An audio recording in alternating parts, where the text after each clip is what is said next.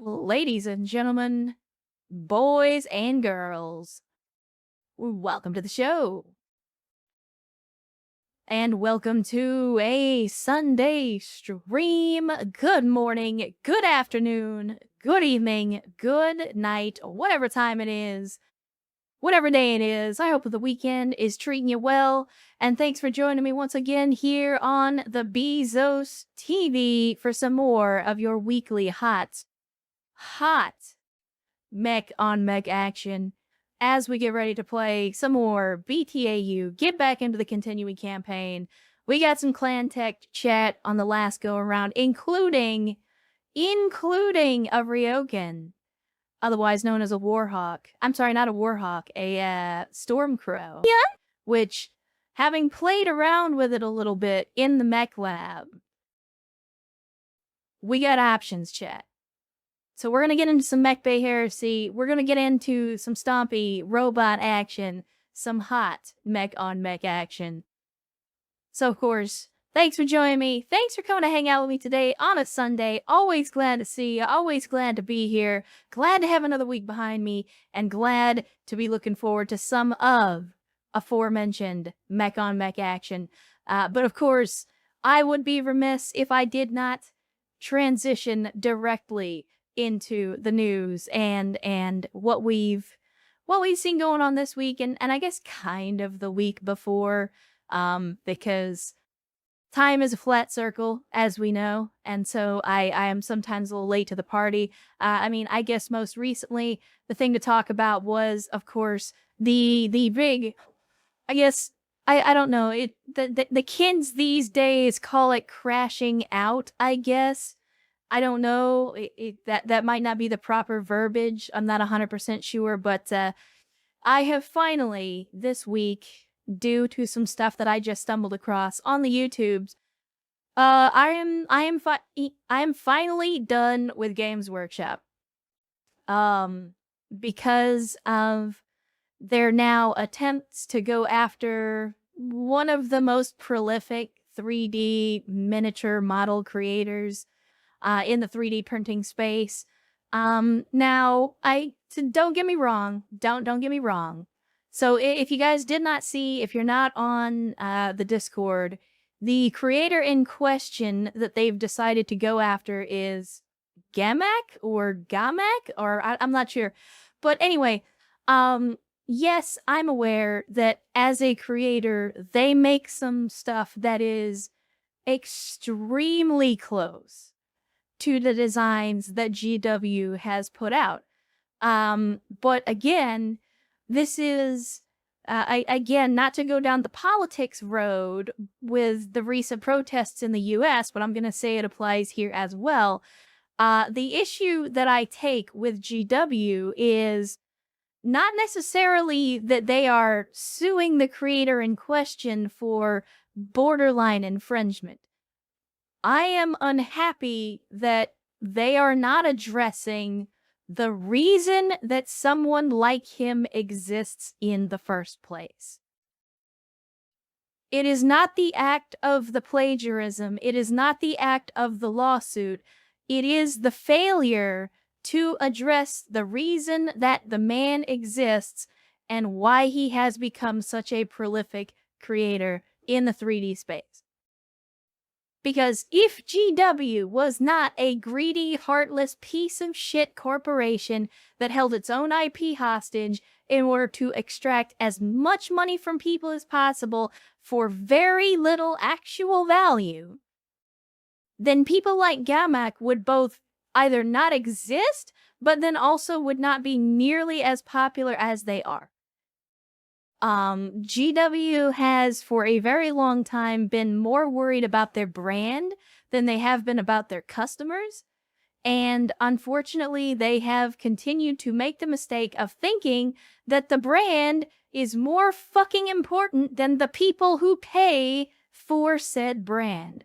Again, your brand means absolutely nothing if no one is buying the shit that you shovel.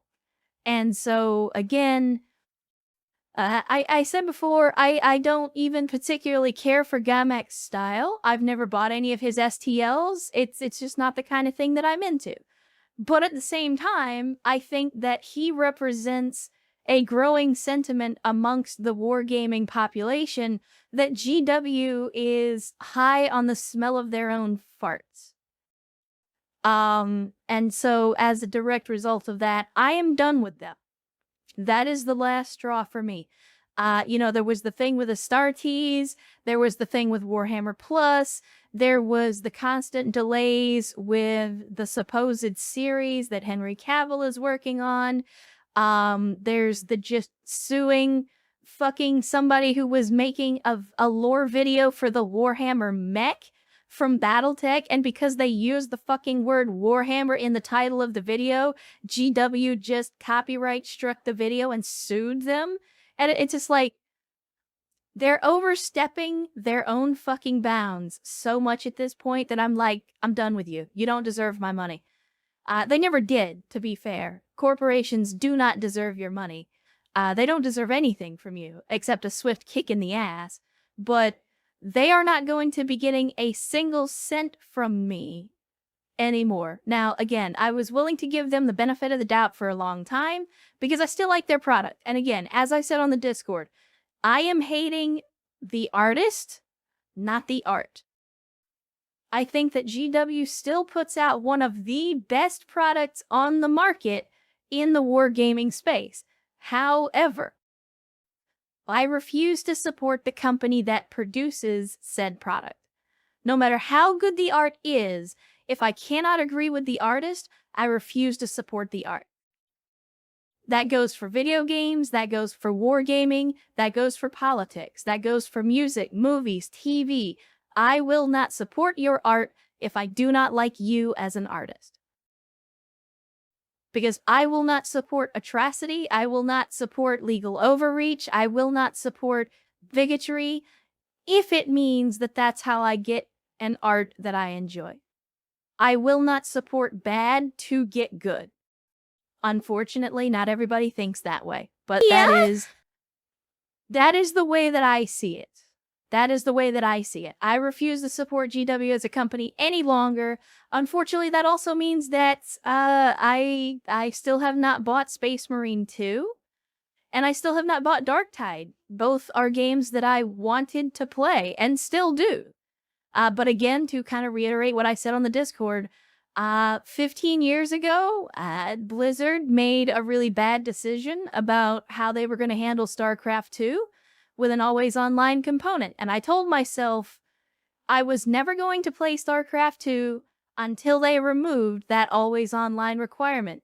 In case you haven't been paying attention, Blizzard has never gotten rid of that requirement. And as a direct result of that, I have never played StarCraft 2. And I never will. At least it looks like I never will. So, yeah, again, I have a long memory and I have strong conviction. And I will, no matter how much I want to play a game, no matter how good a miniature looks, I refuse to spend another cent on GW products, regardless of what they are. Yes, that also includes Mechanicus too. I really want to support the developer. Yes, I really want to play the game because I enjoyed the hell out of the first Mechanicus. But I'm not going to buy it as long as GW continues to be GW. So, for those of you that were looking forward to be playing Mechanicus 2 on stream, I both will not be buying it and will not be playing it unless GW gets their shit together. And if you know anything about corporations in the modern era, then you should know that the chances of that happening are slim to none. Less than a snowball's chance in hell. So, apologies if that's disappointing for you, but at the end of the day, I gotta have conviction. I gotta have conviction. In other less depressing but not entirely positive news, chat, we also finally got some kind of information out of Arrowhead regarding Helldivers 2. For those of you that have not been following along at home, Helldivers 2 has been going through a little bit of a, let's say, growing pains regarding performance. I personally have not played the game in, a month and a half. It has been a while because the performance issues got so bad for me that I just couldn't. I couldn't be bothered. I could not be bothered to play the game. I could not be bothered to waste my time trying to get in a match when I knew that the game was not going to function as intended. But in addition to that, just over the last couple of weeks, there's been some significant drama in the creator community with Lieutenant Buzz Lightyear. Apparently, some really bullshit stuff that's been going on with Aravan. Both of those guys are Helldivers creators.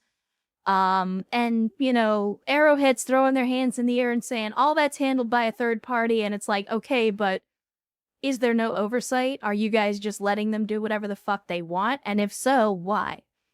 And it goes to further highlight the fact that, as I've said before, back when Helldivers 2 first launched, Arrowhead was not ready for the runaway success that they had with Helldivers 2, and it shows in the way that they carry themselves as a development studio.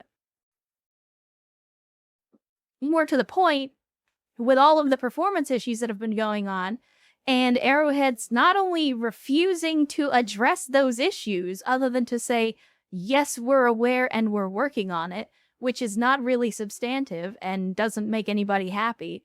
It's just saying, yes, we know there's a problem, and someday, perhaps nebulously in the future, those problems will be fixed. That's not good enough. That is not good enough. But also the total radio silence from Arrowhead for, again, pretty much since the Into the Unjust update came out and all of the problems that came with it.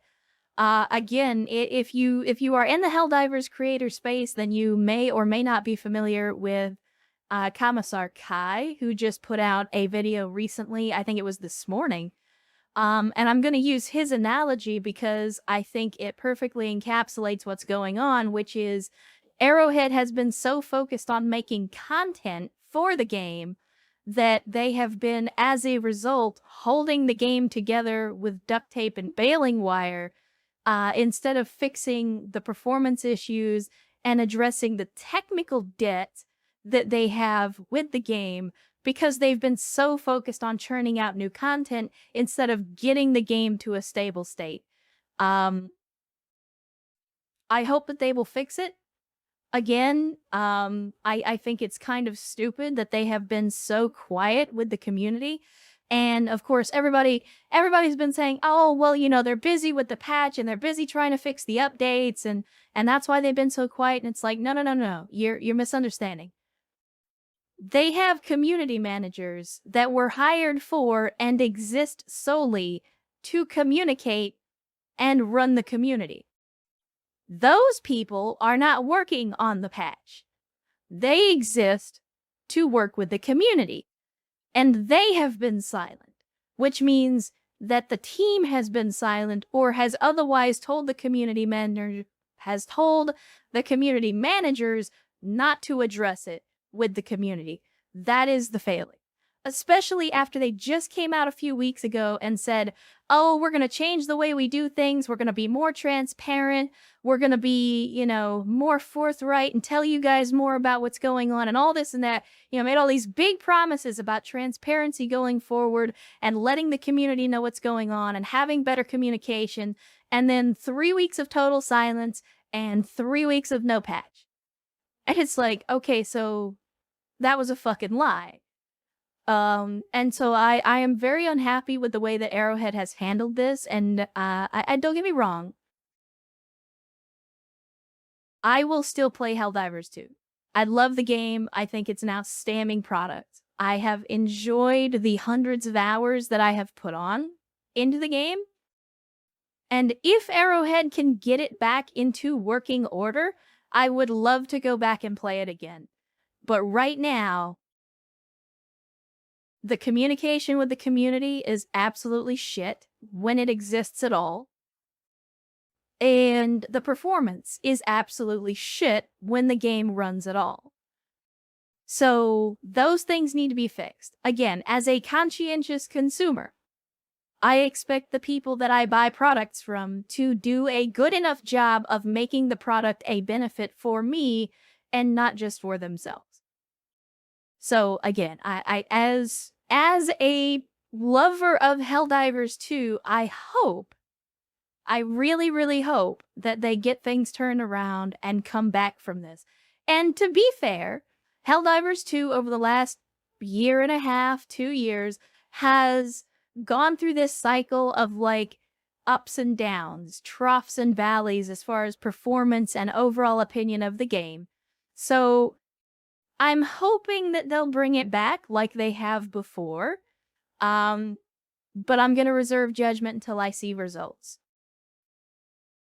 Again, all the promises in the world don't mean dick if there aren't some results to back it up. And no, I'm definitely not referring to the political situation in the United States right now. But again, without results, promises are meaningless. So we will wait and see, but hopefully the news will be good in the near future. Let's see. The only that let me what do I have on my list? Oh, well, first of all, I had to hastily scribble a note, and I forget who said something. I think it was Erst. I think I'm gonna blame Erst for this. So somebody asked why there were so many crab emotes in the chat, and why there weren't more king crabs in the chat, and Erst responded with, "We don't have a king crab emote." And so I hastily scribbled in my notebook, "Make king crab emote." I don't know what that means yet. I don't have an idea for what to do about that, but the idea struck me and I was like, okay, this is actually a good idea. So again, in the near future, when you find yourself with a new king crab emote, blame Erst for that. Because he was the one that put the idea in my head.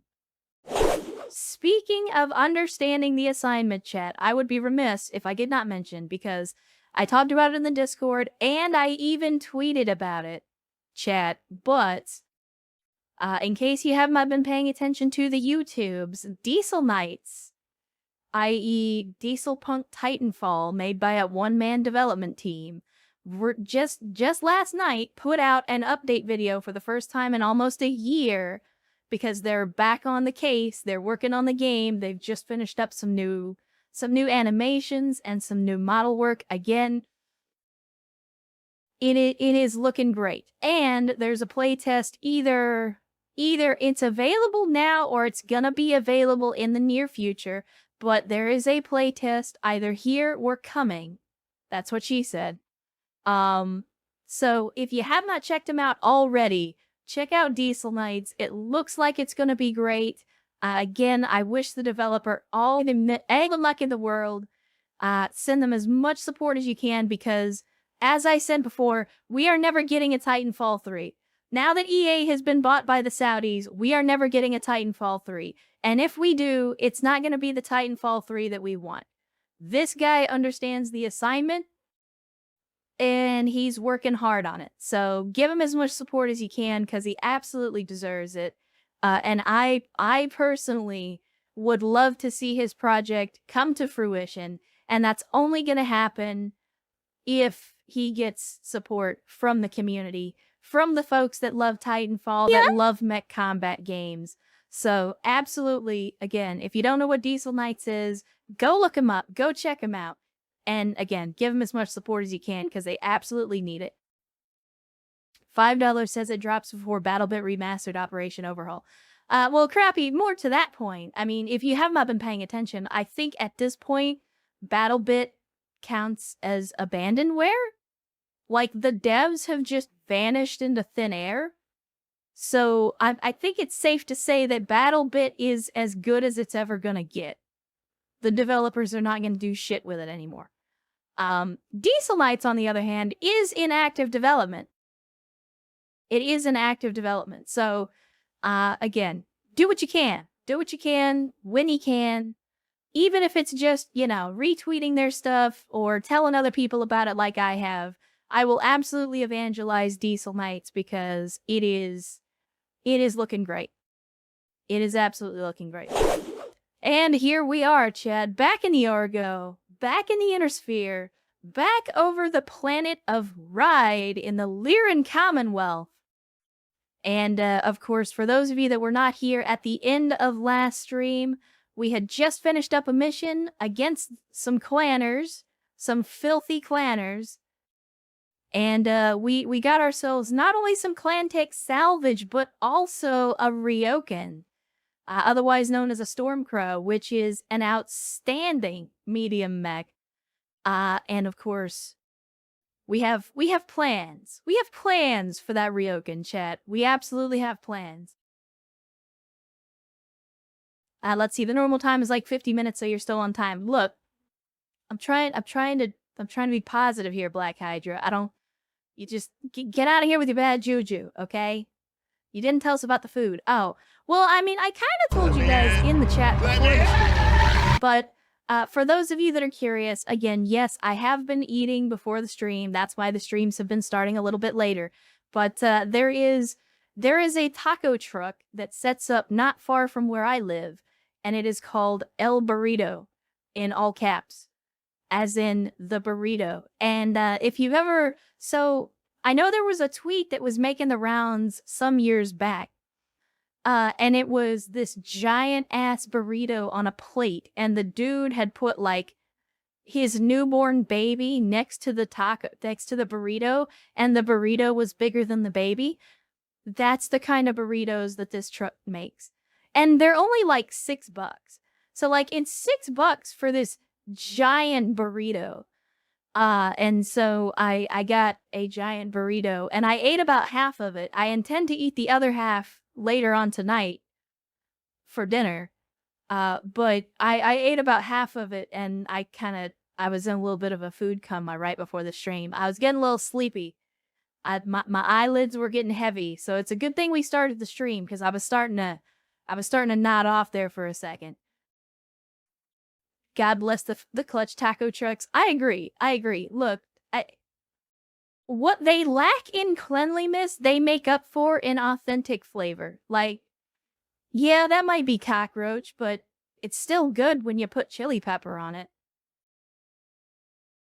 I'm just saying. So if I'm not going to tell you where I live because I'm not stupid and this is the internet. I'm not going to dox myself. But let us simply say, if you ever find yourself in Texas and you happen across a taco truck with El Burrito along the side in all capital letters, definitely stop because you're going to get yourself some food and it's going to be great food. But then again, I would argue that most taco trucks are great. You just, at least here in Texas, anyway.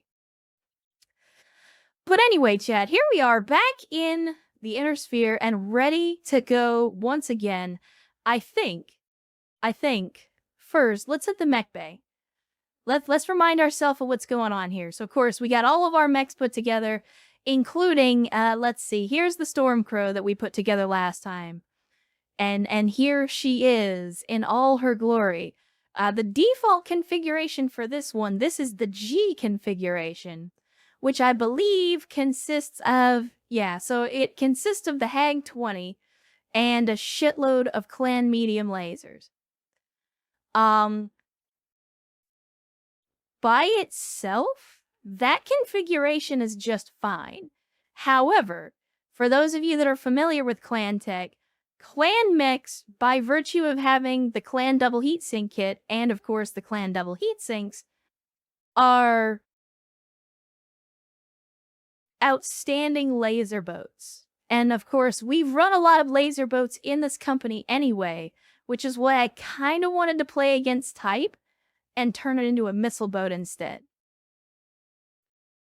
But I wanted to see what chat has to say about it. We could turn it into a laser boat, we could turn it into a missile boat, or we could just leave it in the default configuration. Now, the Hag 20 is not great. In terms of ballistics. If we were gonna do any kind of ballistic platform, I would probably grab either a clan ultra autocannon or a regular ultra autocannon like the 10 and cram that in here, but it's gonna be heavier than the Hag 20. We do have a habit of laser shows. I mean, we do, but for good reason. Disco balls are absolutely great.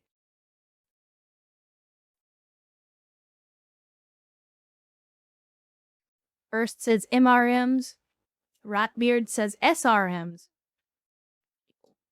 Looks like Erst has already put up a poll, so there you go. Put your votes in now, chat, and we'll see what kind of mech bay heresy we get up to. We can either do a laser boat, an MRM boat, an SRM boat, a ballistics boat, because the president has to equip it with ballistics, or we could focus more on the Gauss, either with the Hag or potentially putting in a Gauss rifle, like an actual Gauss rifle.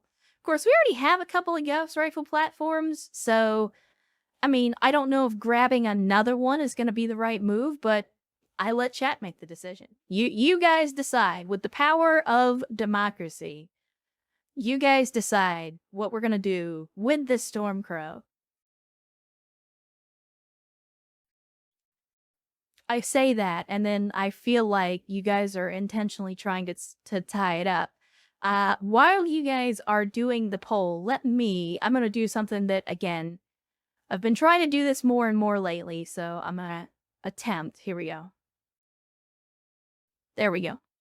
I'm going to go ahead and I'll continue the playlist that we were on earlier during the preamble as some background music. Again, as always, I'm kind of just estimating or guesstimating on where to put the volume, so let me know if it's too quiet, too loud, but I'm trying to give it some background ambience.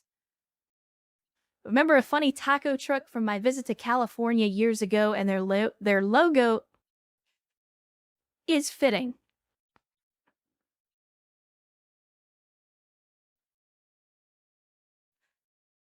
And 69 Cliche 420, again, a man who understands the assignment, rolling into the chat on a Sunday. Good to see you, Cliche. Thanks for joining us once again. Hopefully the weekend has been treating you well so far.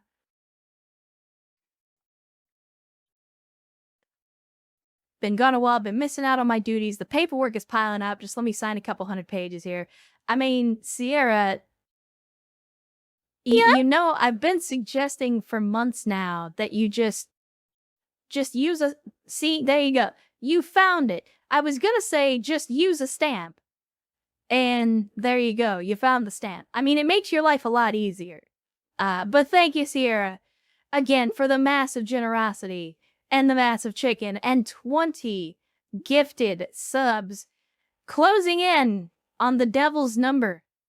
655 gifted subs in the channel. An insane amount of generosity from Sierra, but thank you for 20 gifted subs today.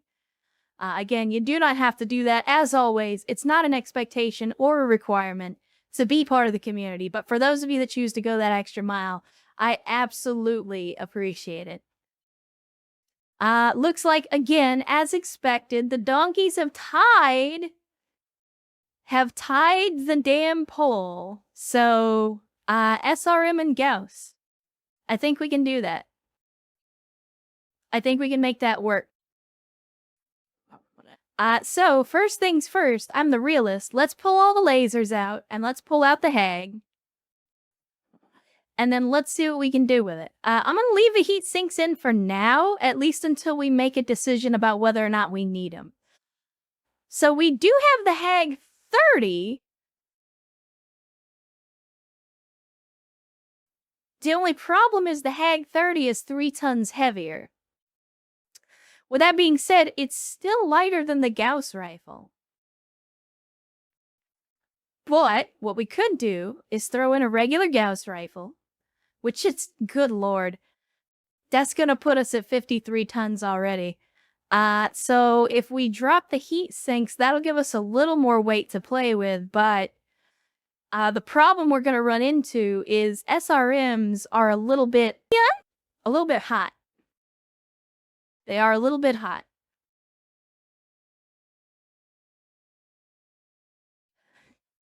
And max at 31, repriming for a 10th month with a man in chat. Well, max it man to you as well. But of course, thank you for the Prime sub for 10 months. Again, for those of you that don't know, Amazon Prime lets you subscribe to one Twitch channel for free. So I appreciate you choosing to use that free sub here with us. Madsen says it's a long time. It is. It is indeed. 10 months flies by. I should say that as somebody who has almost been in my new job for 10 months, it seems kind of crazy when I think about it. It does not seem like it's been 10 months since I started the job. But let's see. Let's have a look at the SRM setup here, because all we have are a few. We have a couple of SRM 6s from Clan Tech and one Streak SRM Clan Tech. Now, we could put in the Inner Sphere versions, but the problem is, as you can see, the Clan SRM 6 is half the weight. So, that's kind of... The good thing about the Inner Sphere versions is that they have longer range and less heat. But unfortunately, you do have to pay for that in weight. So if we put in 1, 2... I mean, we're already kind of hurting ourselves here because we can only put 2 SRMs in here while still having room for enough ammo for 1 ton each, which is not ideal. Yeah. Chat, we might have to make this thing a laser boat. 2 clan and 1 inner sphere. I mean, we could do that. We could do that to increase the damage potential. Let's see. The clan streak is 3 tons. So if I was gonna do that,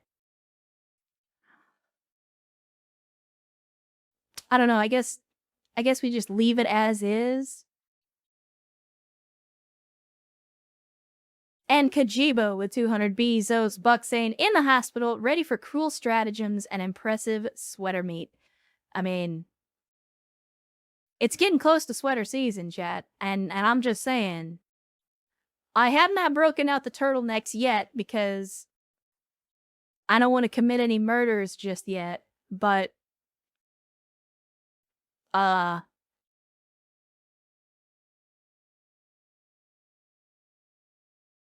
I'll just say I become more popular in the fall, and I don't know why. That's not true. I know exactly why. SRM 16s or 18, yeah. 18 is good. I mean, 18 SRMs is a lot of damage. That's a lot of damage. That's, again, if we look at it from the inner sphere, you're looking at 48. If we look at it from the clan, that's 54. So just here in the SRMs, we're getting 150 damage on a full alpha. With the Gauss rifle, though, again, our main issue is we've only got 2 tons, and we have to put in armor. Or, I'm sorry, ammo. In what world is a Hag 20 a bad gun? 10 tons for 20 damage? I mean, okay, here's what we can do. We can throw the Hag back in there.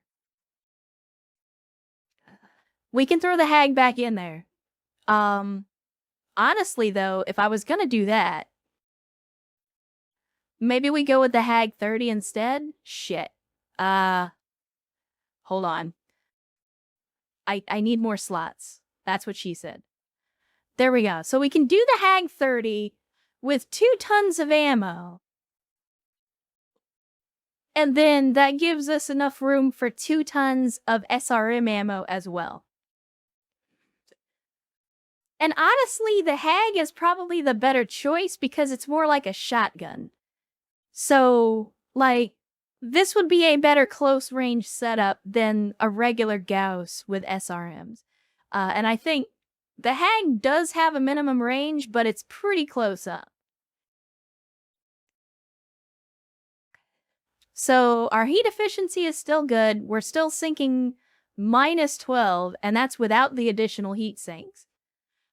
So as far as ammo, let's have a look. Because we've got piercing SRM, we've got mag pulse, we've got tandem, we have inferno, we have all sorts of different types of ammo. But we could always just go with regular ass SRM ammo as well.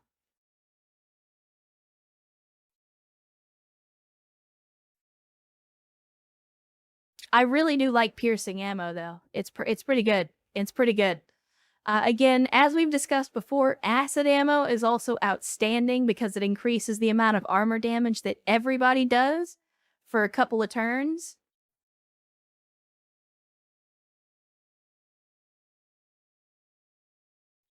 I don't know. Decisions, chat. Decisions. What ammo supports the Hag? I mean, the Hag is just direct damage. It's also going to be at a longer range. So just about any ammo we use is going to be a good complement to the Hag. With that being said, we've got the Mag Pulse ammo that does the scrambled sensors. We've got Inferno rounds to build up heat. We've got acid to increase the damage that we work. Yeah? How does acid work? Is it increased per missile? So, Rockbeards, the way that acid ammo works is if you hit with acid, it applies a debuff to the target that causes them to take more armor damage for, I think, 2 turns afterwards. And that's not just more armor damage from the firer, it's also more armor damage, period. So think of it like the acid hits the armor and then like xenomorph blood, it starts to eat through it. And so it makes the armor weaker and it allows you to do more damage. So with a design like this that's kind of sandpaper anyway, it's not a bad pick because it allows us to then make that sandpaper count for more.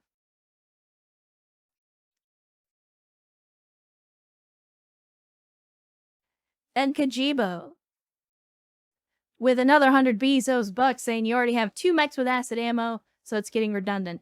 I mean, you're right, but it's also really good. That's why I take it so much, because acid ammo is great.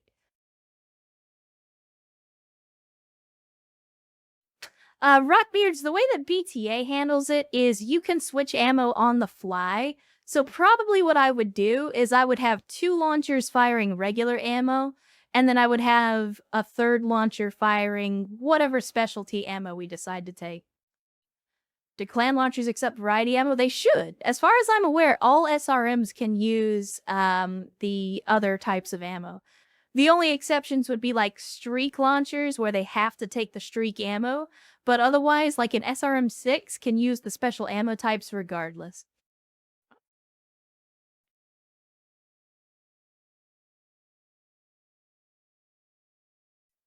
Go Magpulse. Magpulse is good too. Magpulse munitions do little to no damage, but instead inflict 1-point accuracy penalty to the affected enemy. This penalty stacks up to 4 times and lasts until that unit finishes its next activation. It's very expensive, and you don't get a lot of it. So that's the downside. By taking Magpulse, we're effectively limiting the number of turns that we can shoot. So that's the downside to the Magpulse. I'm not saying no to it, I'm just saying there are some disadvantages. I wish I could get some half bends, to be honest. But I'm good with that. So how about we do this? We'll do 1 ton of SRM regular, and then we'll do 1 ton of Magpulse. We get 100 ammo, so for 100 ammo, if we're only firing 12 of these at a time, you're looking at, what, 8 turns of shooting from the SRMs? Which I think is fine, because with the SRMs, we're not always going to be in range to hit the target anyway.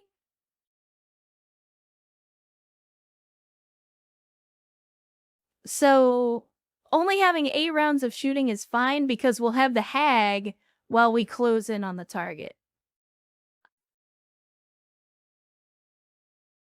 And of course, it already started with maxed armor, so we're good with that. Chat, I think we're good. At least I'm happy with this. Is there a world where we run SRM4s instead for more ammo? I mean, Lord Renzus, the thing about running SRM4s instead of 6s is it technically gives you more rounds of shooting, but at the cost of less damage per turn. So it's, you know, do you want to take that potential damage and spread it out over more turns to give you more opportunities to shoot? Or would you rather just do all that damage up front? Me personally, I'd rather do that damage as quickly as possible instead of spreading it out over multiple turns. But let's go ahead and confirm. Again, because it's just a weapon swap, it should be done in a day. And with that being said, let us... No, bag out. I want to manage the task, and I want to send the Stormcrow to the top.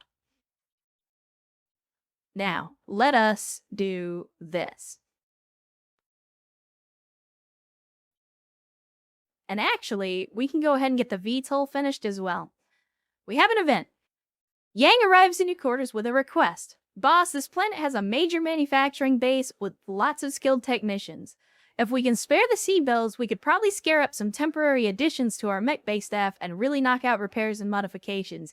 I mean, Yang, if you had come to me with this a week ago, it might have been good, but we don't really need it right now.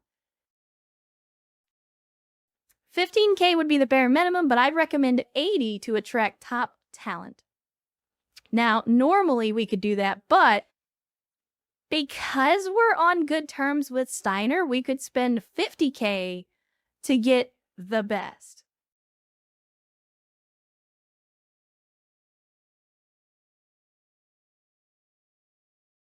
I mean, it's only temporary, but 50K for some extra mech tech points is not that big a deal to me.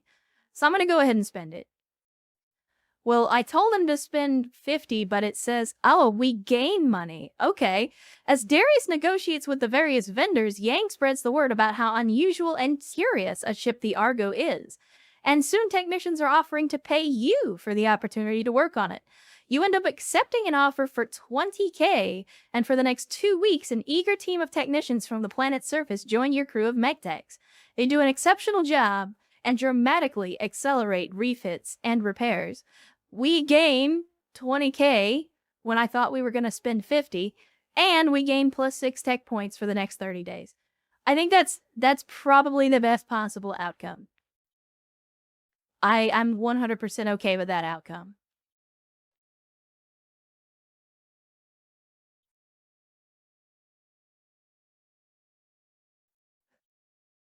All right, now let's finish up the VTOL.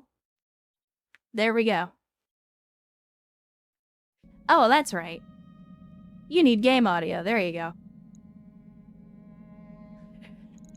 So, with everything out of the mech bay, it's time to hit the command center so that we can get some more missions underway. So we got a battle in the tundra. We got a capture base in Polar. Another battle on the tundra. Another capture base, this time in tundra. And then we've got a 4-skull mission, which is a battle in a polar environment. And King Panzer in the chat on a Sunday. Good to see you, King Panzer. Thanks for joining us, saying howdy. How you been? I've been good. I've been good this week. Things were a little awkward after last week with one of my coworkers making a pass, but we got over it and we're working well together. Everything's good. So, thank you for asking. Hopefully you have been having a good week as well, King Panzer. And of course, as always, thank you for joining us for some hot mech on mech action. I mean, I think we just take the first mission on the list, start working our way down. We got a 3-skill mission, battle on the tundra. Let's do it, chat. Of course, we're gonna take max salvage because it's mercenaries, so we could get some good stuff and we could get some crappy stuff. Only time's gonna tell once we touch down. Alright, let me see. What do we got for our Lance? Honestly, I'm okay with this Lance comp. I don't have any particular complaints. Now, let me see. Vergand is sitting this one out. He has been running the Huron Warrior. Travis is also sitting this one out. If I could tell me your secrets, Travis. Travis. There we go. Travis has been in the Rifleman up to this point. Not super enthused about the Rifleman, but it is what it is. And of course, I'm also sitting this one out. And Vin is in the med bay. Let me see. Could we potentially... I mean, I could throw out Mythion in order to get Travis a little more experience in the Rifleman. And the Lumberjack in V repriming for a 3rd month. Thank you, Lumberjack, for joining us once again, and thank you for 3 months of Prime support. I do appreciate it. Again, thank you for choosing to come back and give me a chance for a 3rd month. Hopefully, you've been enjoying your stay so far.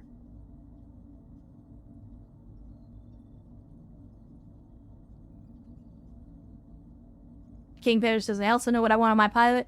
Well, if you do, go ahead and drop that into the BTA stream roster on the Discord.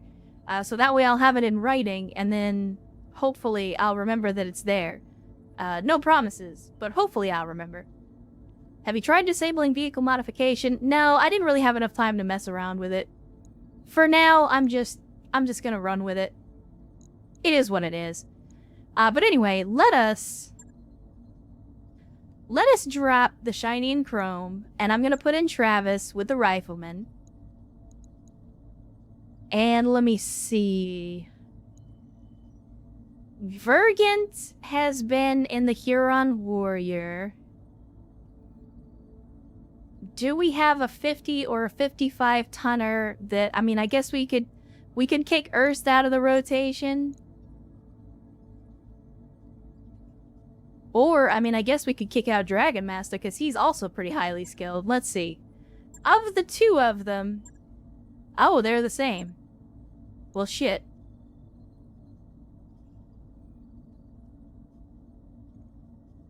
Alright, well, then you know what? We're gonna let Lady Luck decide. So for those of you that are curious, I'm gonna go over to the dice table on the Discord, and I'm gonna roll 1d2. So, on a roll of a 1, Erst is going on the mission. On a roll of a 2, Dragon Master is going on the mission. And whoever is not going will instead be replaced with Vergant, because Vergant is lower level, so we need to get him some more training. So here we go. Let us see what Lady Luck has to say. Remember, 1 means Erst is taking the mission. 2 means Dragon Master is taking the mission.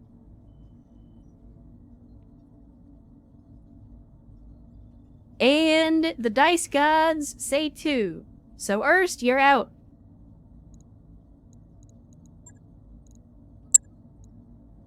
And we will put in the Huron Warrior and Vergant as well. And there we go. We have a Lance, chat.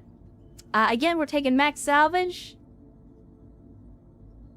We're taking max salvage against some mercenaries. Hopefully, we get some good stuff.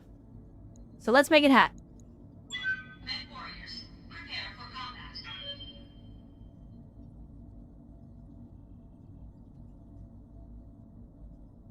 Don't worry, chat. Eventually, we'll get to the point where we can drop whatever we want. But we're still a little ways off from that yet.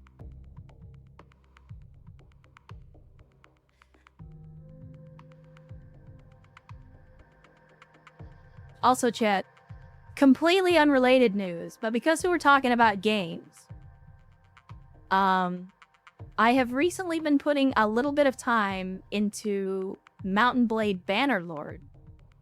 Mostly just because it's a very quick pick up and play game that I can, like, just play for 5, 10, 15 minutes and then go back to whatever I was doing. But for those of you that are unaware, so I have not played Bannerlord in a long time because Bannerlord was rough. Especially at launch. Within the first year or 2 after it launched, it was not great. It has since improved, but I have specifically been playing the Total Overhaul. I believe it's pronounced Shaohuko, or it's the Japan mod. It's the total conversion, which basically sets the entire game in the Sengoku Jidai period, the Warring States period in Japan. And I gotta say, it is extremely well made. I am genuinely surprised at how well made that mod pack is. Warband was goated with the sauce. I mean, I'm not gonna lie. I probably put over 1,000 hours into Mountain Blade Warband, but I don't know how many hours I put into it because I didn't get it on Steam. Like, I got Mountain Blade and Warband back from Tailworlds directly, like way, way back in the day. So I played a shitload of Warband. I couldn't tell you exactly how many hours because it was a direct launcher and people didn't keep track of how many hours they put into games back then. But I've been playing a little bit of that. So if you own Mountain Blade Warband, you can download that mod and play it. And again, I've been having a lot of fun with it. Alright, here we go, chat. First mission of the day. Let's see how it goes.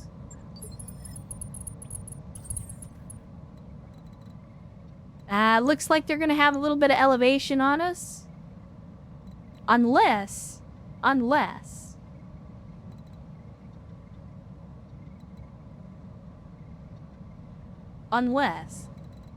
we just stay up here on the high ground ourselves. I think I'll send Megas down, though, because Megas is in an Orion, which is a beefy boy. Travis and the Rifleman, though, I will keep on the high ground. Let's see, Vergant and the Huron Warrior, I think we'll also keep on the high ground, because Ultra AC-5 and a large laser are definitely long-range weapons. We can send the Wolverine down to Brawl. Same with the Centurion. I'm walking here. C-Vex is our man. C-Vex is the man who's going to get us our visual on the enemy. I probably should have sent him up first, but everybody's got spawn protection anyway, so not a huge deal. Crappy, you go ahead and move up as well. On my way. Vio with the Panic at the Disco. Again, still running a fire starter this far into the campaign because light mechs can actually be useful in BTA. And then Dragon Master in our MRM boat. The Treb. I mean, theoretically, he can still fire from this ridgeline. Confirmed. King Bob, who are you gonna pick up? I think Brewster is the one in our LRM carrier, so let's go ahead and airlift that puppy. And then we can send Wasteland in with the Manticore. Brewster, you're not gonna be able to do much, but okay, never mind. I was hoping that we could sensor sweep, but we can't. Played Prophecy of Pendor with Warband. Yeah, so Prophecy of Pendor, I don't remember, was that an original fantasy setting? Or was it based on something else? I can never remember, but Prophecy of Pendor was one of the big overhauls for Warband back in the day. I know the other big one was the Napoleonic one before they made like an official standalone expansion that added Napoleonic Wars. Alright, here we go. Now we're officially into combat, but here's what I'm gonna do. Because everybody has decent evasion, I'm just gonna go ahead and we're gonna reserve to 1. And let's see what the enemy does. Okay, they're gonna force us to move first, but that's okay. Ready for orders. Because I can do stuff like this, and I can move King Bob a little bit closer and get our LRM carrier closer as well. We may not have much of a chance to hit anything, Copy that. but we can force them to have to move first.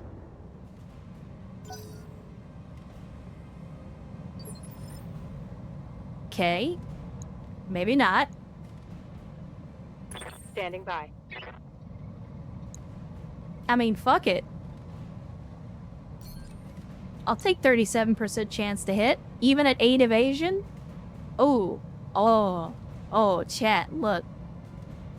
I'm glad we checked.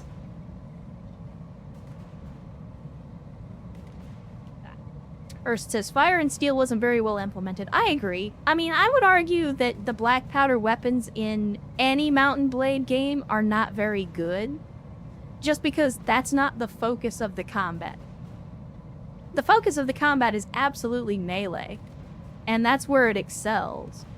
So, like, focusing it on, like, pike and shot is kind of playing against what the game was meant to do.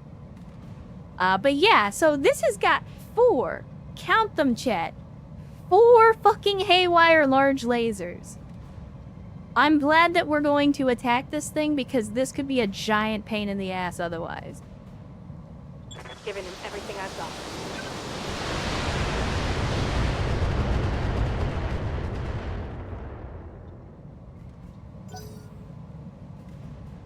Do what you're gonna do. Oh my. Heads up, Commander. You've got hostile contacts inbound. Yeah, we do. Just random shot from over here. Didn't even see what it was. Standing by. Arcos, go ahead and move forward for me. Get that Double time. APC in there, even if we don't have any battle armor. Again, we're going to take some shots with acquired. medium lasers. Not because I expect to hit, but because this is the only target we can currently see. Oh, come on. This game's rigged. I mean, you're the one in the game, buddy. Let me see. We've got CVEX. Waiting on you, Commander. CVEX, let's see what kind of intel you can get for me. I want you to charge in there as fast as you can. Alright, we got eyes on a demolisher with, oh god, with 2 Gauss rifles. We got a Gallant, which AC-10 and LRM is not a huge threat there, but still worth putting some effort into. Of course, everybody up here still has their spawn protection, which is kind of irritating. But we still got 50% chance to hit on the Shiltron, so Firing everything I'm gonna take my I've got. chances. Unfortunately, it's an 80-ton vehicle, so it's pretty beefy. Pretty beefy.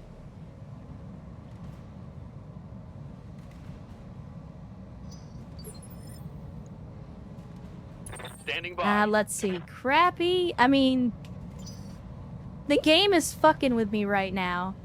Because it's intentionally doing this thing where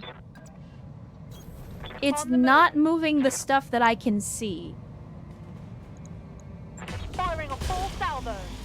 Like, the game is intentionally not moving the stuff that I can see so that I can't hit them due to the spawn protection, which is kind of butt cheeks and I don't like it, but it is what it is. Light damage, Commander. Yeah, I know, that's a thing that's gonna happen. How might I help? Alright, Megas. Now is the time. Get in there and blast this fool. Unleashing hell. We're gonna catch him on fire, even though fire doesn't work very well against vehicles. I mean, okay, fire damage works just fine. But the fire itself taking does not make internal vehicles damage. overheat. Receiving you. Let's see. Let's go ahead and we'll move over Let's here. Take the shot. We're gonna have to do something about that Gauss. Cause it's gonna hurt. It's gonna hurt. I'm hoping that by putting our brawlers in the valley, they're gonna make a more tempting target than the rifleman, because remember, the rifleman basically has no armor.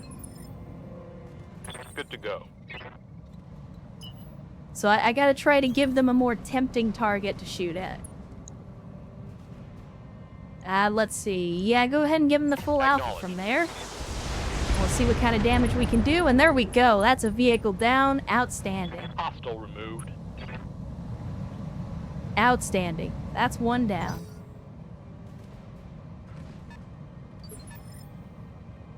Okay, your command. Serenity with the Centurion. Go ahead and move forward for me. Acknowledged. And can we? Okay, we don't have to worry about hitting CVEX in the back. So even though we don't have great chances to hit, I'm gonna take the shot. Roger that. Because the Centurion is very much designed to be an accuracy by volume. Yes, Commander. Let me see. Crappy, you're already in a good spot, but I'm gonna go ahead and move you anyway. Just so we get the Full speed, maximum no amount of target. evasion possible. And then, just for funsies, let's Battle Lord. Firing. Full complement on enemy. And there we go, with 86 damage. You love to see it. Again, Crappy dishonoring his family name by hitting Yes, command. targets. But I'm glad that he's willing to dishonor his family like that. Roger that. Full speed. And Chase Andy in the chat on a Sunday. Good to see you, Andy. Thanks for joining us as always. Hopefully, the weekend has been treating you well so far. And if not, hopefully, it'll be a little better now that you're here. Standing by. Alright, Dragon Master. I mean, I kind of want to hang you back because Treb, but also MRMs.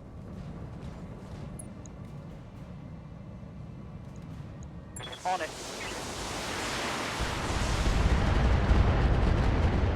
Remember to always apply the maximum DACA. They will be done. Calling out. Okay, we got decent shot here, so let's just go ahead and take it. Of course, I say that, and then he misses a bunch of stuff, including the PPC shot, but it'll be alright. Show 'em what you got. It'll be alright. Who can we... Oh, Crappy. Good to Okay, go. you're ready to go again. Outstanding. I'm good with that. So take another shot at this donkey. Confirmed. Good hit once again. I hear you. Now, Cvex, because you're so fast... Because you're so fast, I want maximum evasion. So we're gonna do this. Got it. Max speed. Now what is no this other... shooting. Oh, medium rifle carrier. Okay. So they've brought a periphery vehicle. I kind of want to take the Demolisher, but medium rifles are nothing to sneeze at either. They're not as accurate. They don't fire as fast. But they can still do some damage. And the other Bob says, gotta go again. Wi-Fi IRL is making the stream buffer every 30 seconds. Good luck, boss and donkeys. See you next week. Alright, other Bob. Well, sorry that the internet's not working for you, but I do hope you get it sorted out. And in the meantime, have an outstanding rest of your week. I don't know, decisions, because the Demolisher's got almost 1,000 armor, whereas the rifle carrier has about half of that. So I think just in terms of melting the stuff that we can actually hit, we go after the rifle carrier.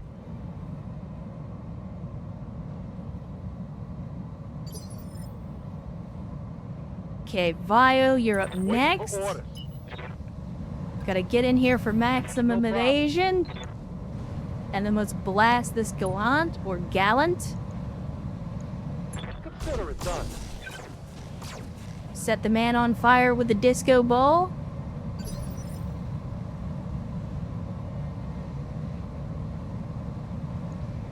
Let's see. Waiting King for Bob, orders. you're up next. Go ahead and move forward as well. Let's continue to put the hurt on each of these vehicles as we can. Really waiting for Brewster and the LRM carrier, because that's going to be where we get some damage from. Again, we still got mechs or vehicles over here. We don't even have sensor contact with them yet, so either they're running stealth systems, I'm ready. or potentially they're just that far away. It's Got hard it, to know Commander. which. So I'm going to start sending Arcos in that direction to see if we can get visual or sensor contact with the enemy. Because we can't hit what we can't see. Okay. Somebody here. Throwing some LRMs. Orders. Let's see. We got Dragon Master. We got Serini, Vergant. Vergant, you go ahead and displace. And we'll go ahead and take a shot at the Gallants. Firing at enemy 6. Good hits all around. I've been sensor locked. Sensor lock, definitely not good. Commander, There we go. I'll take All 4 that. evasion. And then give me a precise strike. Just to up the accuracy as much as Putting possible. one in the back.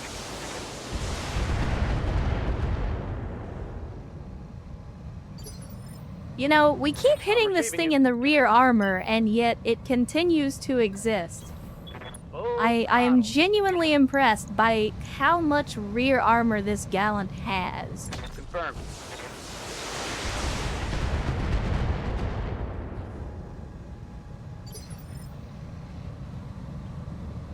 Running C3, which is why they can shoot you.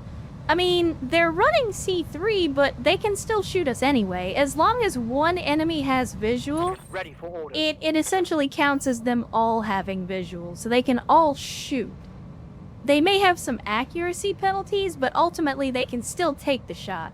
I mean, we do the same thing by sending CVEX in.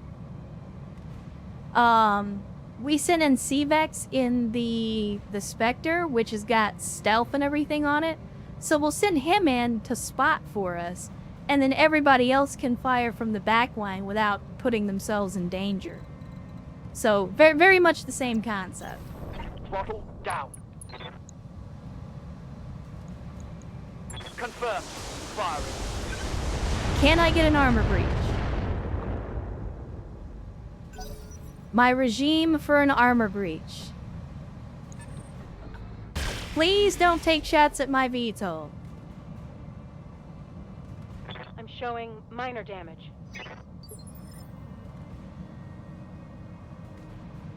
Waiting for orders. Okay. How much armor do you even have left? Oh, good lord. It's 1400 armor. No wonder it's been so hard to take this guy down. Alright, well let's just go ahead and give him the full LRM-60 and see if that does the job.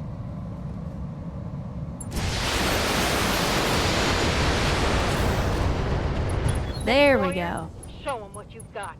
There we go.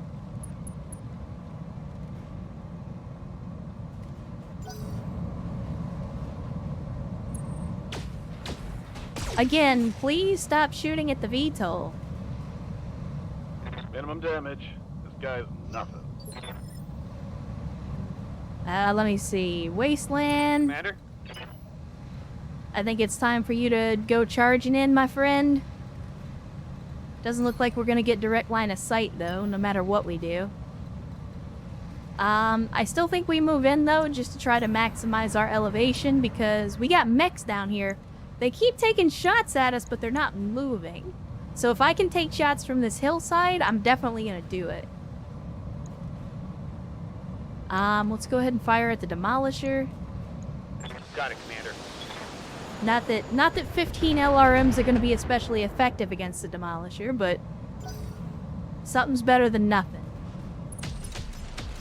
Please stop. For fuck's sake.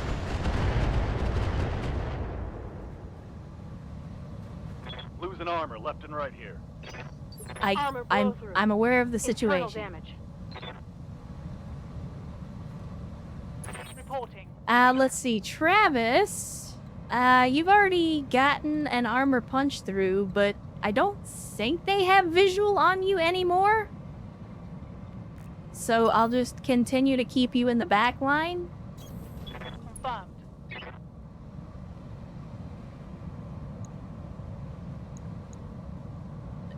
I mean, I guess we take the shot at the Demolisher just by virtue of the fact that it has no evasion currently. 10-4. And yet somehow we still missed. They're targeting the LRM carrier. Oh no, I'm aware. Awaiting orders.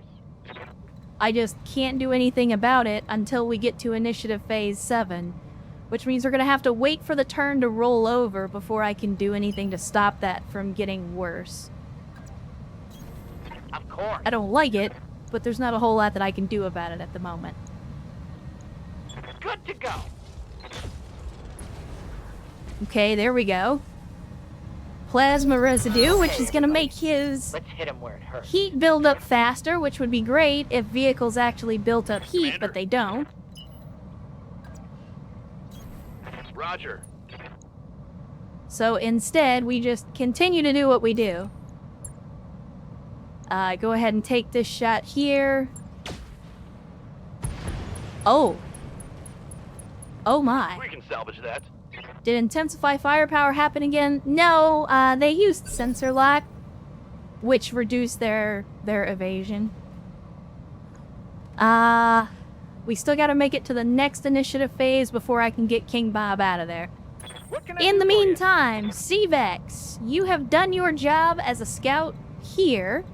I think it's time you went down the mountain to get us a visual on these enemy mechs, my friend. Time to fly. I'm sorry, what? A Black Hawk coup? Is this like a meme or something? I don't think I've ever heard of this mech before. I mean, it does. Why can I not think of the inner sphere designation? Inner sphere Omni. Ah, there we go. Chat, I hate to do this, and this is one of those things that you're gonna have to deal with now that I'm eating lunch before the stream. This is something you're gonna have to deal with, which is I have to go to the restroom.